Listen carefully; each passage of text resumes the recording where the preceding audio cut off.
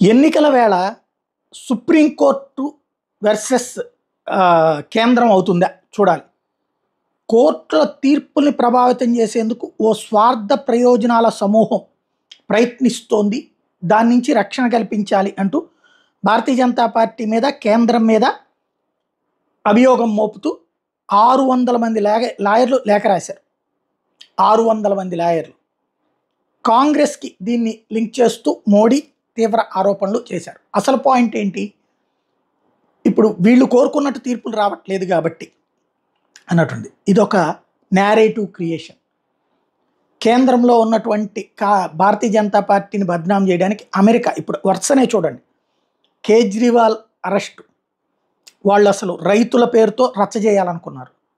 దాని వెనకాల ఉన్నది కేజ్రీవాల్, ఖలిస్తానీ ఉద్యమకారులని గ్రహించినటువంటి అమిత్ షా వేసిన స్కెచ్. ఇక్కడ అసలు విషయం బట్టబయలి కేజ్రీవాల్ అరెస్ట్ అయ్యాడు. దాంతో రైతు ఉద్యమం ఏమైపోయింది అంటే అట్టించి అమెరికా, సోరోస్ వాళ్ళు వేసిన ప్రయత్నం, కుట్ర ఆగిపోయింది. ఇది ఒక షాకింగ్ పరిణామం. ఆ తర్వాత చూసుకుంటే కథ కొత్త మలుపు తిరిగింది. ఎవరైతే ఇప్పుడు అమెరికా రంగంలోకి దిగింది, కేజ్రీవాల్ అరెస్ట్ని తప్పుపట్టింది.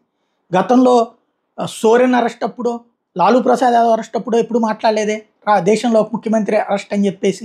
బట్ ఇక్కడ మాట్లాడింది అంటే అమెరికా, సోరోస్ ఇందులో ఇన్వాల్వ్మెంట్ అనేది స్పష్టంగా కనబడుతుంది. ఇప్పుడు దానికి జయశంకర్ కౌంటర్ ఇస్తే మళ్ళీ కొత్తగా కాంగ్రెస్ పార్టీ అకౌంట్ సీజ్ అన్నటువంటి అంశాన్ని ప్రస్తావించింది. అంటే అది ఈ దేశ రాజకీయాల్లో జోక్యం చేసుకోవాలనుకుంటుంది.